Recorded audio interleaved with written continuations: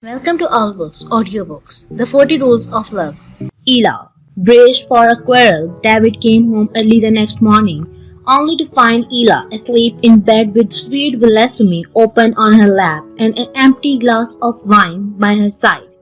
He took a step toward her to pull her blanket up a little and make sure she was snugly covered, but then he changed his mind. 10 minutes later, Ela woke up.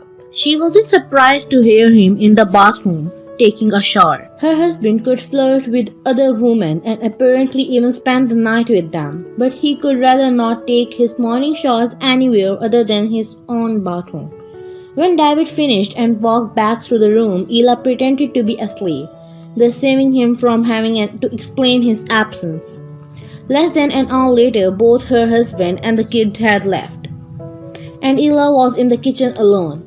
Life seemed to have resumed its regular course. She opened her favorite cookbook, Culinary Artistry Made Plain and Easy, and after considering several options, chose a fairly demanding menu that would keep her busy all afternoon. Clam chowder with saffron, coconut and oranges, pasta baked with mushrooms, fresh herbs and 5 cheeses, rosemary-infused veal spare ribs with vinegar and roasted garlic, lime bath green bean and cauliflower salad. Then she decided on a dessert, warm chocolate souffle.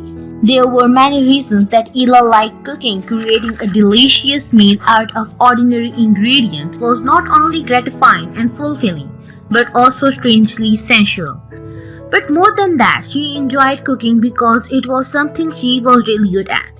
Besides, it quieted her mind. The kitchen was the one place in her life where she could avoid the outside world altogether and stop the flow of time within herself. For some people, sex might have the same effect she imagined, but that always required two. Whereas to cook, all one needed was time, care, and a bag of groceries. People who cooked on TV programs made it sound as if cooking was about inspiration, originality, and creativity. Their favorite word was experimenting. Ela disagreed. Why not leave experimenting to scientists and quickness to artists? Cooking was about learning the basics, following the instructions, and being respectful of the wisdom of ages. All you have to do was use time-honored traditions, not experiment with them. Cooking skills came from customs and conventions. And although it was clear that the modern age belittled such things, there was nothing wrong with being traditional in the kitchen. Ela also cherished her daily routine. Every morning at roughly the same time, the family had breakfast. Every weekend they went to the same mall, and on the first Sunday of every month they had a dinner party with their neighbors. Because David was a workaholic with little time on his hands, Ela was in charge of everything at home. Managing the finance, caring for the house, reupholstering the furniture, running errands, arranging the kids' schedule and helping them with their homework and so on. On Thursdays, she went to the Fusion Cooking Club where the members merged the cuisine of different countries and freshened up age-old recipes with new spices and ingredients. Every Friday, she spent hours at the farmers' market, chatting with the farmers about their products, inspecting a jar of low-sugar organic peach jam, or explaining to another shopper how best to cook baby portobello mushrooms. Whatever she hadn't been able to find, she picked up from the Whole Foods market on the way home. Then on Saturday evening, David took Ela out to a restaurant, usually Thai or Japanese. And if they weren't too tired or drunk or simply not in the mood when they came home, they would have sex. Brief kisses and tender moves that exuded less passion than compassion was their most reliable connection. Sex had lost its allure quite a while ago. Sometimes they went for weeks without making love.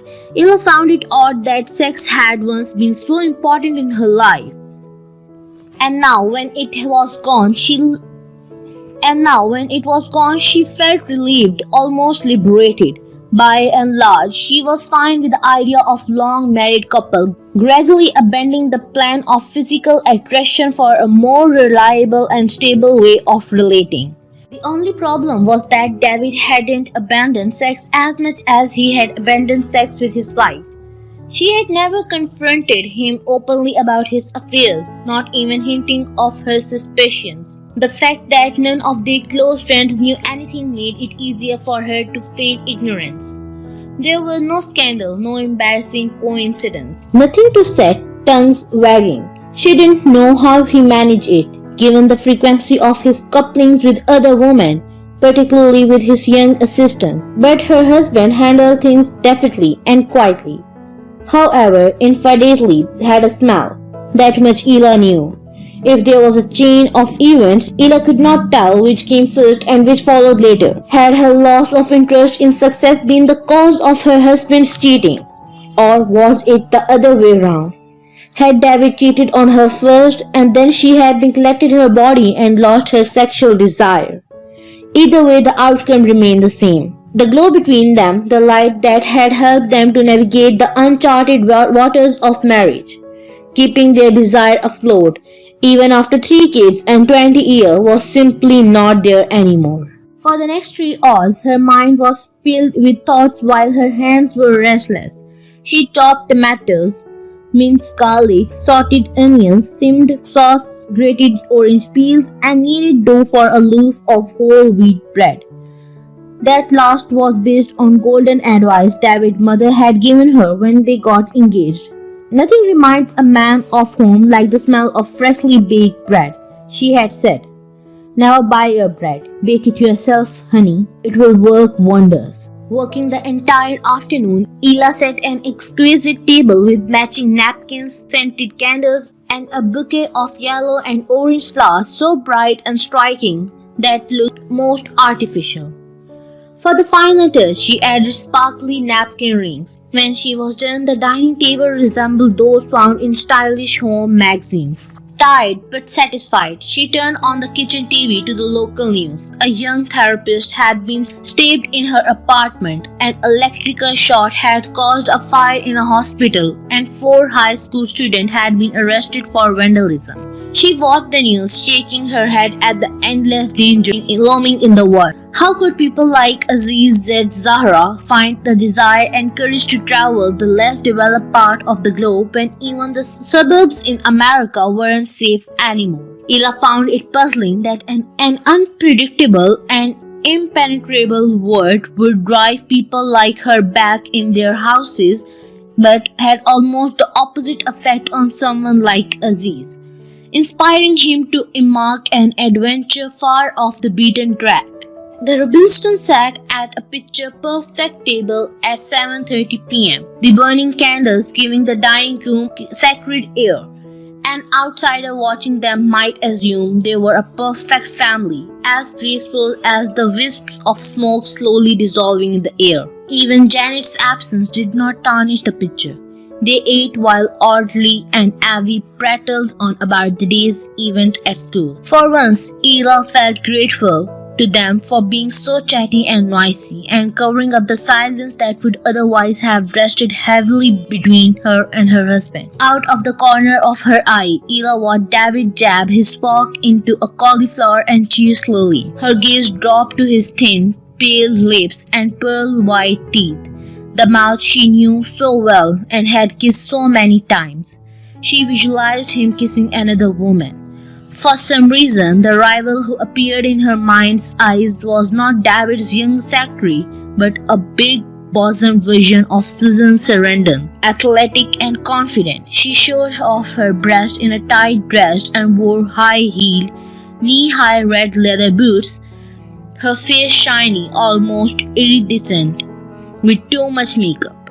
Ela imagined David kissing this woman with hatred and hunger. Not at all the way he chewed his cauliflower at the family table. It was then and there, while having her culinary artistry made plain and easy dinner and imagining the woman her husband was having an affair with, that some things inside Ela snapped.